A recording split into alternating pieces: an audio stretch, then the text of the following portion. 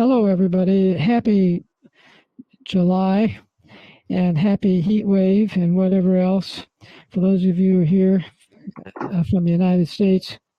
My name is Merrill McBride. Most of you know me already. And I have the pleasure of serving as your host today.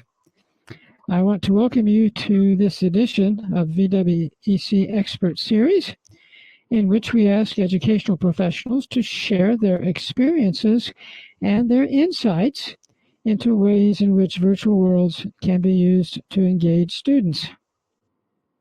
I'm pleased to introduce today's guest speaker, Delia Lake, or Linda Morris Kelly in RL, who is a principal and enterprise ecologist with Transitioning to Green LLC. She works at the nexus in which big picture vision meets practical implementation to produce thriving, sustainable enterprise, which is another way of saying what she does is important. Delia is a co-author of the Sustainable Enterprise Field Book, Building New Bridges, which is in its second edition from Routledge in 2019. Today, Delia is going to talk about immersion, a special gift offered by virtual worlds to educators in search of new ways to invigorate and to add value to the learning experience. She will share several experiences from her past, but will focus on the situation in Darfur in talking about immersion. Please be advised that this presentation will be recorded and streamed on YouTube and will be fully captioned. All right. This is a somewhat different presentation in that about now I would stop speaking, but I'm not going to. So get over it. Yeah. But before we get to Delia's presentation, I was asked to set the stage, so to speak, about where Sudan and Darfur are located. For those of you who do not know me, I'm a professor of geography, recently retired at Colorado State University, Fort Collins. I have taught political geography courses to college juniors, seniors, and graduate students since 1981, in which African topics have been covered. Although I'm far from being an authority on Africa, trust me. I used to teach a basic world regional geography class that included Africa as one of the units, which I thought was interesting and fun, but my students still hate me. Yes, Africa was, and still is, a dark continent in the geographical understanding of many people. And maybe even today, Africa deserves to be an inscrutable geographical project, given the numerous name and other changes made during decolonization, and then the later changes to the changes. For example, is it Congo, or is it Zaire, Rhodesia, Zimbabwe, whatever, followed by a giant who cares for many people. And we are not done with those sorts of changes as we try to understand contemporary Sudan. First, the old Sudan, which was before what we see now, the old Sudan included the territory that you see on the map with the red names, Sudan and South Sudan. What we now call Sudan was one of the historically significant territories that occupied the Nile River corridor with its ancient civilizations. We can think Kush and Nubians here, rivaling and sometimes actually overtaking their Egyptian kin downriver. Over time, Sudan was settled by Arab nomads, among other groups, and eventually fell under the sway of British imperialists from the north. Culturally, Muslims came to dominate the north of Sudan and Christians the south. Arabic, however, was an official language.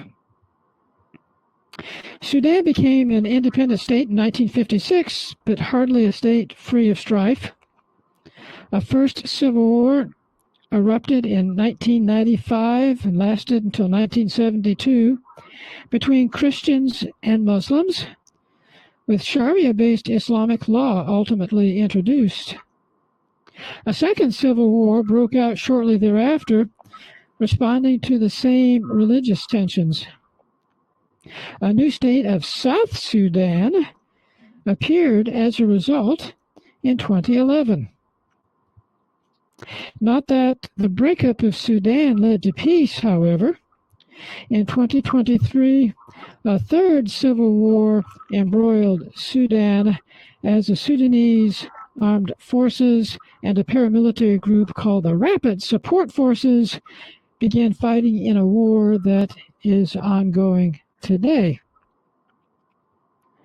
But our interest today is in Darfur, a culturally diverse territory with, for example, roughly 16 languages in use, a territory racked by often violent attempts of various groups to gain tribal advantages. Darfur was nominally independent before succumbing to the power of a neighboring Sudanese warlord in 1874. The British came to think of Darfur as a strategic threat, especially when they were battling the Ottomans in World War I and forced Darfur into the Anglo-Egyptian condominium in 1916 during World War I. Darfur became part of an independent Sudan in 1956, but persistent drought and growing famine in the 1980s caused the simmering antagonisms in Darfur to erupt into a low-grade series of internecine conflicts. By 2003, however, hostilities became open, brutal, and widespread. The Sudanese government picked sides, supporting the infamous Janjaweed in particular, and was complicit in the growing number of humanitarian disasters that, by 2010, had claimed perhaps 480,000 lives and forced about 3 million people into refugee camps. Nobody's sure of the exact numbers. The UN assembled one of the largest peacekeeping initiatives in history, but could not put out the fire. Neither could the African Union and its troops. Numerous peace plans were proposed and scuttled until in 2020, when something resembling a truce took effect, but unfortunately not for long. Conflict resumed with the outbreak of the 2023 Sudanese Civil War, and new massacres resulted. All right, Delia. Okay. This is the setting in which Delia wants to immerse us. I now turn the presentation over to Delia. Okay. Good luck. Thank you, and thank you everybody for coming today. Before I start on anything else, I want to know how many people here, before listening to Merrill, knew where Darfur was. And I'm asking, and it's mixed here. And I'm asking because in the United States particularly, and to a degree in Western Europe, we do not get a lot of information, news, anything about most places in Africa. It's almost as though it's something to the south that barely exists. Okay, so this is about education and immersion. And some of you have seen some of these slides before, but we're going to go into it in a different way and a bit deeper here. as I'm sure you all know, education in Second Life has so much richness to offer. And it's well beyond merely recreating the teaching practices that we have used traditionally in that solid world that we inhabit as well. Here in Second Life, we have the opportunity to bring information to life, to animate it. And we can do that through immersive experiences. It's one of the most powerful things you can do other than having the same experience in that other solid world. And it's right at our fingertips.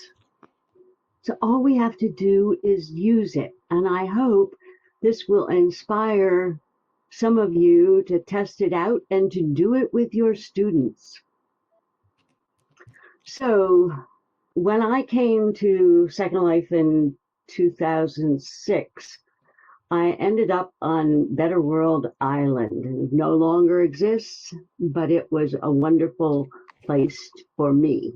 And we had many exhibits there. I did, not surprisingly, water and undersea, which I've done throughout my time here.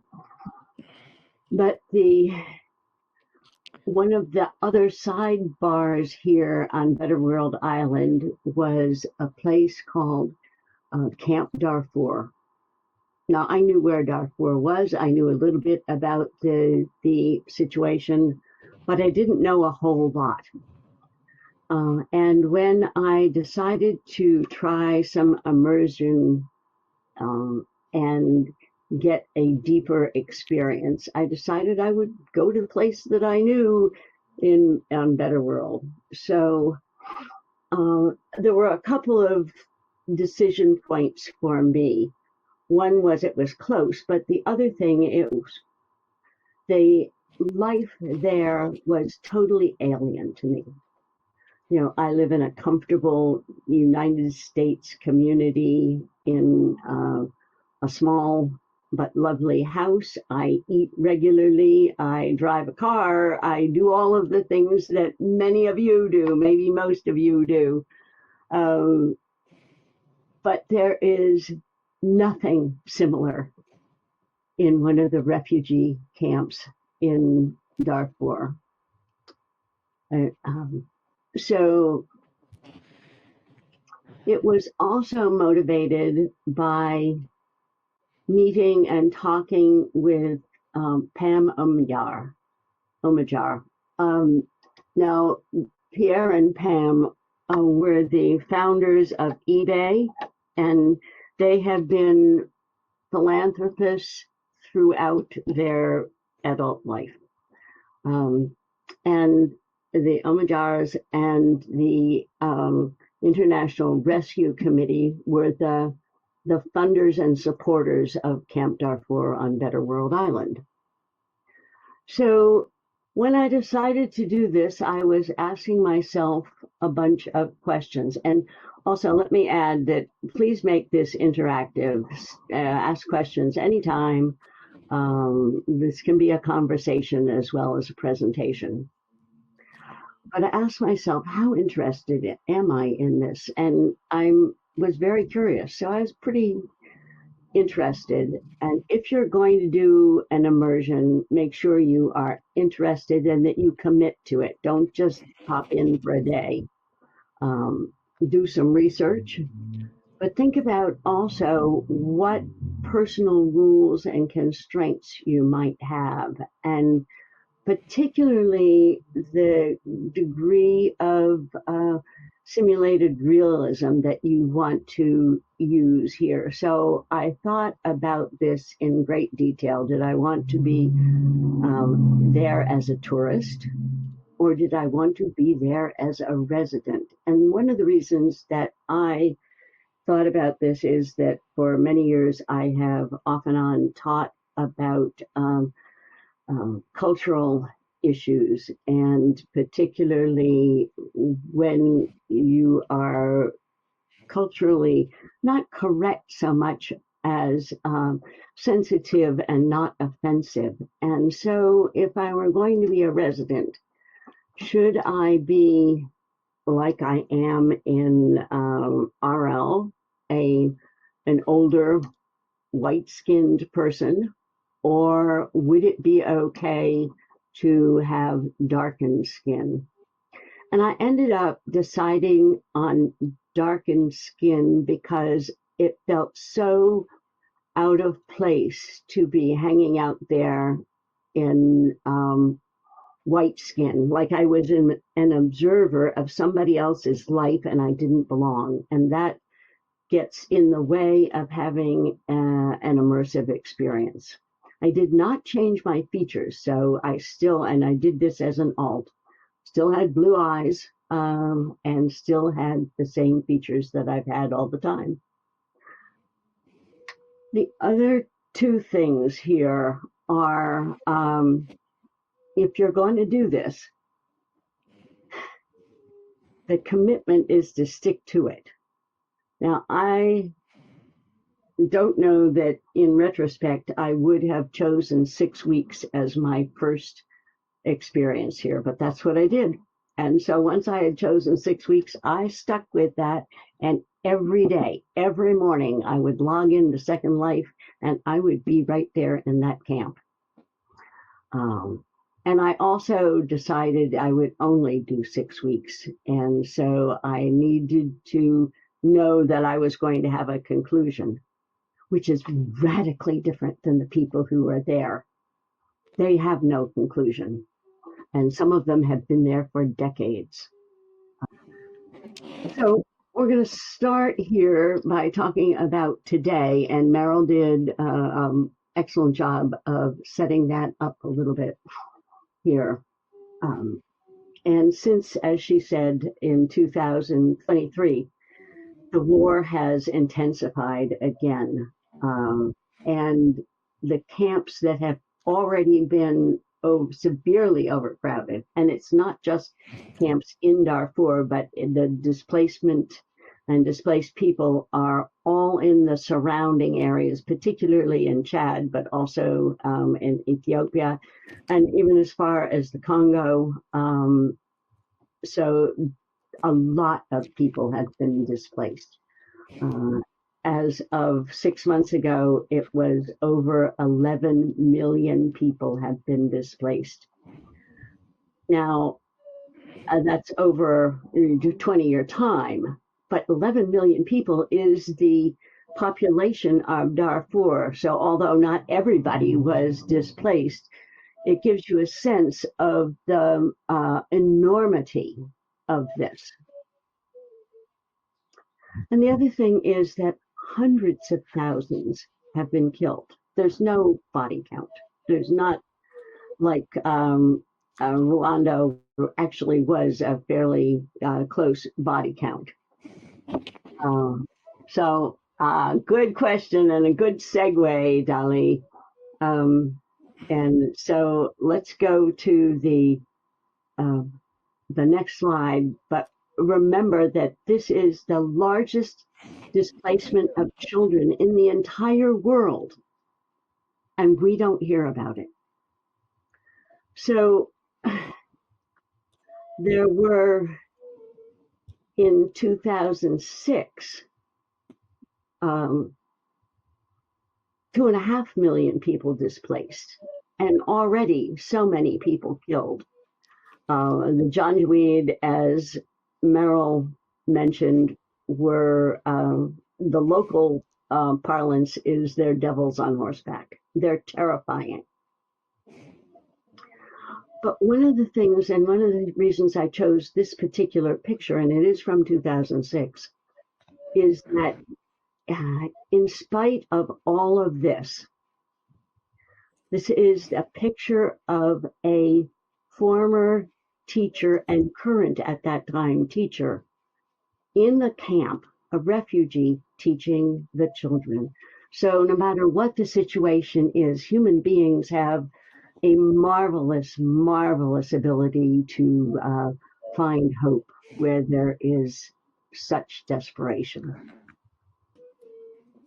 So we are going to now look at what this situation was on Better World Island and Camp Darfur, and I will get to those questions. Next slide goes to Dali's question first, which is that for many years, the region of Darfur was green. It had plenty of water, and it supported farming communities, which were basically Black African tribal communities. And it also, there was enough water and enough vegetation to support the Afro-Arabic pastoralists, the nomadic goat herders. When drought struck in the late 1990s, that changed. There was no longer enough vegetation, and there was no longer enough water to support both of those. Farmers put up fences. The pastoralists could not graze their goats, and people were starving. So that's the setup for here in Darfur, but many of the conflicts and wars around the world start with environmental issues, in this case, severe drought. So, Shiloh, the people in control are, but control isn't even the right word for now. There is a government. It is basically the descendants of the Afro-Arab group that Merrill mentioned had moved in centuries ago. But there are a number of paramilitary groups that terrorize the populations here. So the fear and famine and desperation had people leave their ancestral homelands and move into these makeshift camps because there wasn't enough food or water anywhere. And the UN and many of the other humanitarian agencies did the best they could at providing food and water for these people. And some of them moved into the closer camps and then were taken in by other countries. Almost no people have been repatriated, which is very difficult. So the setting where I decided to be an immersive resident, and that is my alt in 2007, stepping into a very alien world. So any questions as we're going along, or any other questions I should ask? So just about everybody who's in these camps have lived sufficient lives before the severe drought. The camps are more women and children than men, and that's because men have either been constricted or killed. So the women have, some of them even from professional lives, have formed communities. Yeah, Marley, there are a lot of places in Africa that have situations not as extreme as this, because this is driven by drought as well as anything else. But there are all around the world. I mean, all you have to do is think of the Uyghurs in China or the Rohingya in Myanmar. We just don't hear it. Yeah, it does include massacres. We just don't hear about it. But think about in the United States, where you have people who are brown-skinned people being rounded up and put in essentially concentration camps. So while this is a primary example, it is by far not the only situation around the world. And that's the other reason I chose to talk about this today, because it doesn't show up in our news. And we could assume that it isn't happening, but it is. Yeah, a lot of people who were part of this, part of building it and part of maintaining it, Shiloh, are no longer in Second Life, and the site is gone. So in keeping with my decision to be an immersed resident here, I not only logged in, but I had to go and get the food and the grain and water and make meals. So I had to spend the time rather than going off and listening to music or seeing an art show or something. I spent the time in Second Life doing the tasks that people there would have to do in order to sustain themselves. As I did this day after day after day, I would log in and I would see this woman with her young child on her back. And you know, this funny thing happened was after a few weeks of doing that, I felt that I knew her. But as monotonous as some of these tasks were, and boy, they were, there was also an underlying fear and anxiety. So, and that's where the Janjaweed came in, because the Janjaweed came through and attacked. They burned tents, they burned landscape, they burned food, they raped women and children. And there was no secure place to hide. All of these camps are very insecure and open. And I must say, let me add also that although they started out with tens of thousands, some of them are now, I think one of them is as large as 500,000 people. And that is almost impossible for me to imagine that you have a refugee camp that is the size of a Western city. So that when you are immersed in something like this, the fear becomes palpable.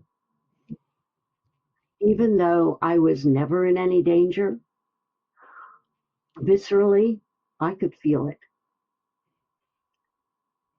My one solace here was I still had my donkey. And it's funny how even the representation, an inanimate representation of a very animated creature, can bring you comfort. But it was one of the lessons in being immersed in a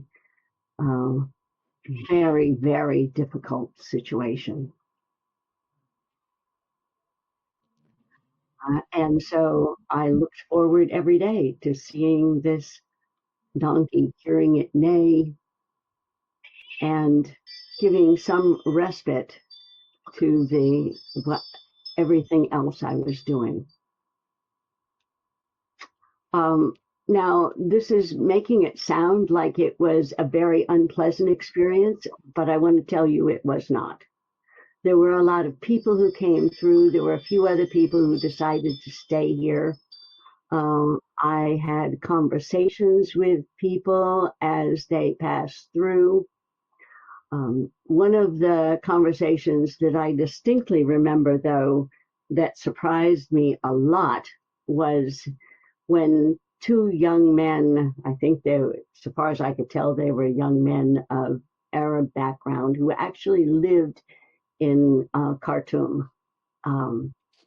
And they came in and they were yelling at me. And they were yelling at me because they didn't believe that their Sudanese government would participate in something like this and participate in what is essentially a genocide.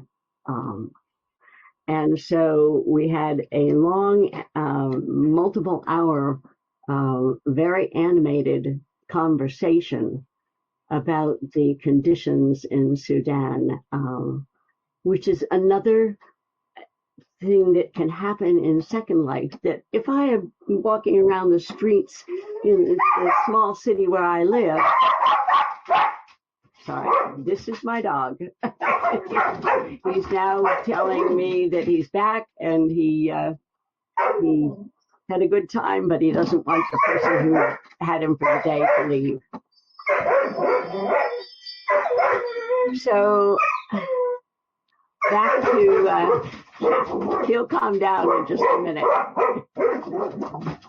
So back to this experience, to have conversations like that you would never, ever have in the real world, the solid world, is quite extraordinary in Second Life, I have found.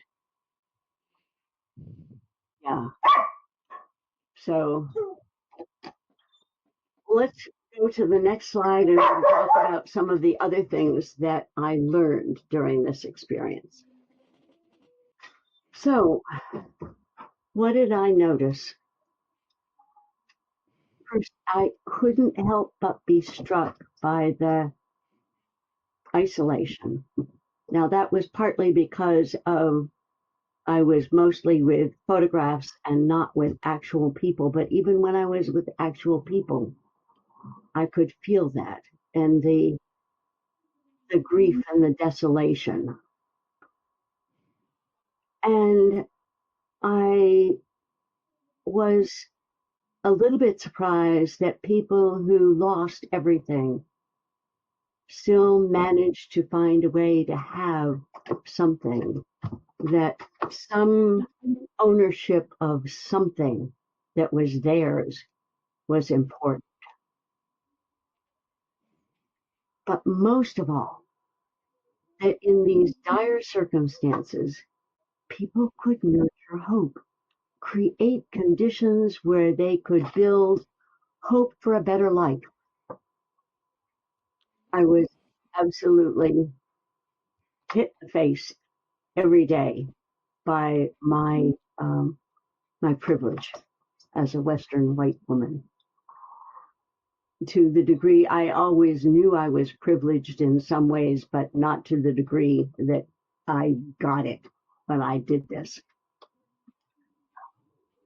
I did talk about the anxiety and the tedium, but the Janjaweed, although they may have come from the pastoral stock, just became the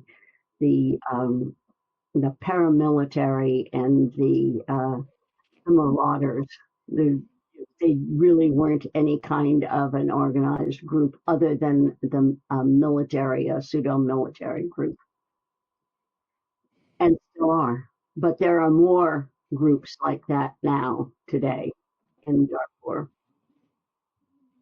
And the last thing with the young man I talked to from Khartoum was that the privilege that I felt as a white woman was equaled or maybe exceeded by the privilege that they felt as wealthy Afro-Arab men in a male-dominated society.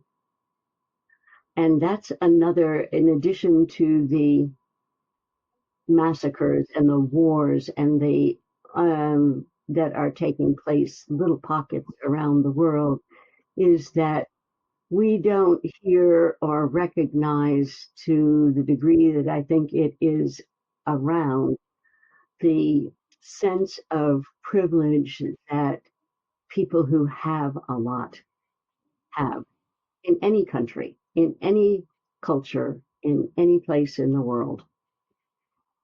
So, yeah, yes, lady. And we have plenty of examples here in the United States. There are certainly with the, and in South America, that the people of European ancestry came and massacred the indigenous peoples in both places.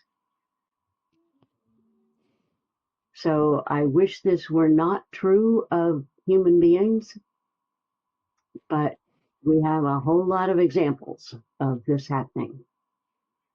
But that doesn't mean that we shouldn't know about it and we shouldn't use that awareness to craft the decisions that we make, both nationally and locally, about what we can do. Now, we don't have, none of us here, I think, have the agency to wave a wand and have this disappear. But that doesn't mean that we shouldn't be aware of and appreciate our privilege and make sure that we are not taking advantage of other people. Um, so, if there are more, yes, Marley, that is, there's a huge difference, in my opinion, between an intellectual understanding and a visceral understanding. And with the immersion, you get a visceral understanding of things that you might read about but don't really know. And this is one of the beauties that we have in Second Life that I really encourage people to take advantage of.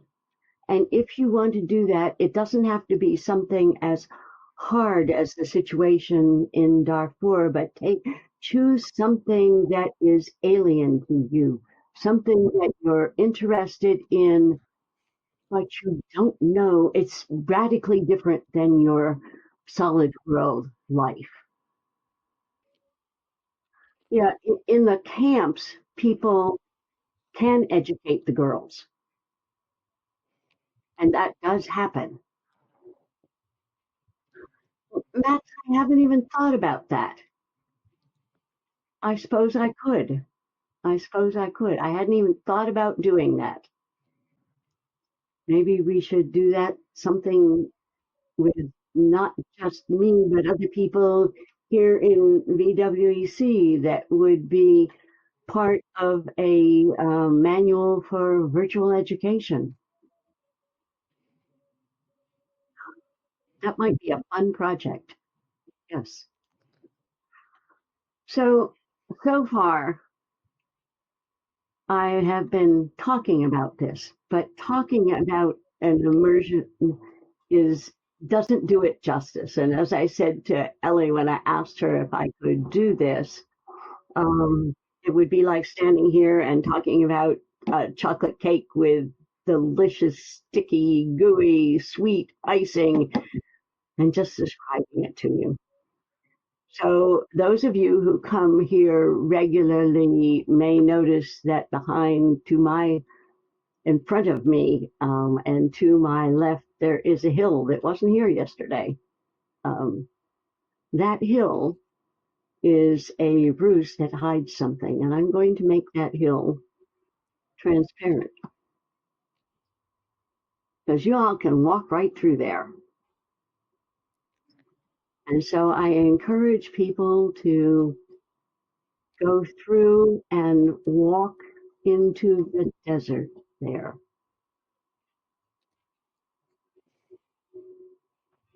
Marley, I did not find teenagers there.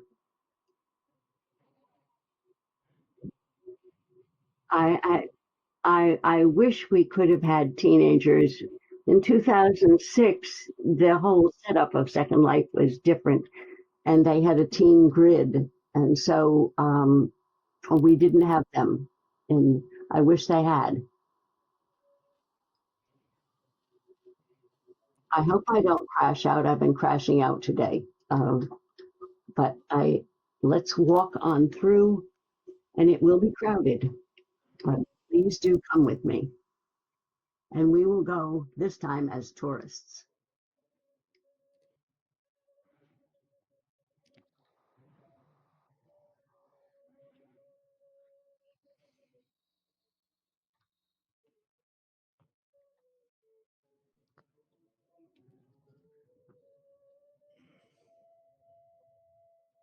This is a very small recreation, which is different. I mean, we have better tools and better graphics than we had in 2006 for sure. But I wanted to give you some sense of what it is like to walk into an alien place and to imagine coming back here day after day after day, to having a limited amount of water, even in great heat, a very limited amount of water. So bathing is just about out of the question. Well, it is out of the question. Barely enough water to satisfy your drinking needs for the day.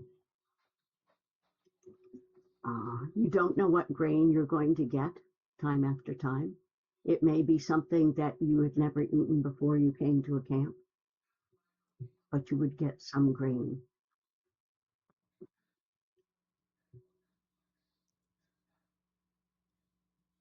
You know, walk into a tent, lie down, take a breath, and imagine you lived here, not for 6 weeks, but for 6 years.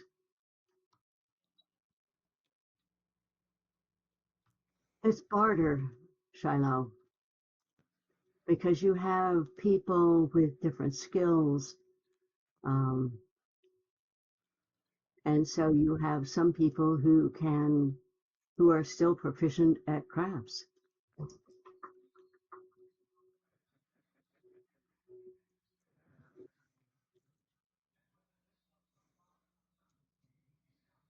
But there is no outside economy. There can't be. There's no way to get things in and out other than by you can't, you could try to walk out, but it's um, both the environment and the danger from the paramilitaries is too great. Yeah, yeah, not much better than a prison. Although you can go and make friends, you can walk around within the camp.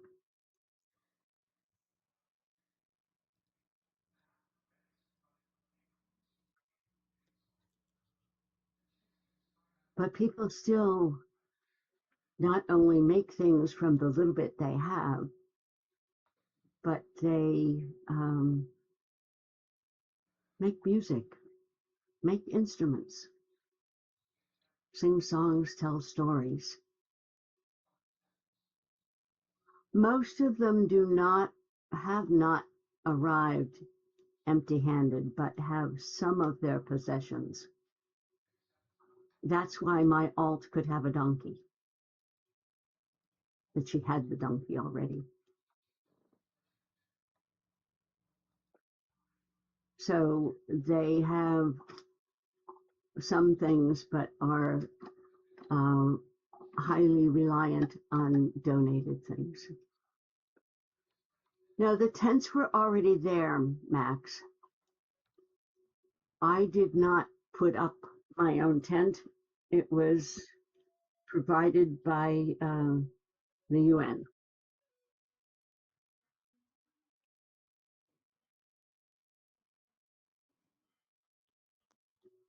Yeah, and as I said, the people who were part of Better World Island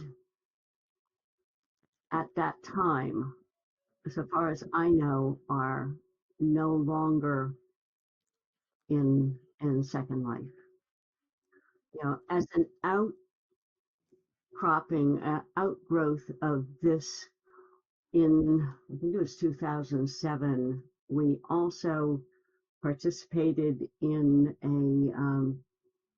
a celebration of the International Criminal Court in Second Life, and so got to reach a whole lot of new audience with some of the stories through that venture.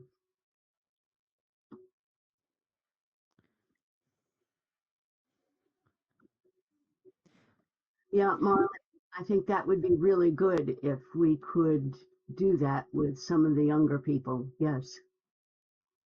Um, yeah, so yeah, what a surprise that there are feral donkeys. Yes. Yeah. Okay, we're about Yeah, to run out of our time. definitely. Uh, let Use the me music to dance. say Yeah. a few final words, then we can turn people loose to ask additional questions, come back and visit this extraordinary display. First, I want to give Delia a hearty thank you for her presentation.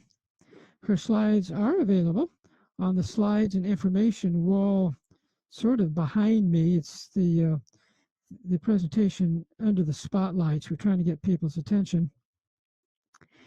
We can adjourn to the deck at the back of the venue to address questions, other questions captured in chat that were not addressed, and discuss any other questions and comments that people may have. Before we do that, however, please note that the next installment of the VWEC Expert Series is in August, in mid-August. The date and the content are posted out front. During this time of year, we only have these presentations once a month, and when fall comes, we'll return to the twice a month format. Finally, you can find links to our in-world calendar and related information in the material that I will add to the text in just a moment. And we can be reached through a variety of media. Once again, please see the text in a few minutes as I add everything. Please join me as we adjourn to our social space on the back deck, where you can imbibe in all sorts of alcoholic non-intoxicants and indulge your sweet tooth with calorie and sugar-free treats. Or, in this particular case, you may come back and make friends with the camel and the donkey and experience this highly effective immersion display a little bit longer. So have a great weekend, everybody, and thank you. Yeah. Marley, the answer to your question there is yes, they absolutely did. And I did meet some people and learn a few songs, which I've mostly forgotten. Yes. Ellie, would it be okay to leave this up for the week so people could come back here if they wanted to? And by next Friday, I would take it away.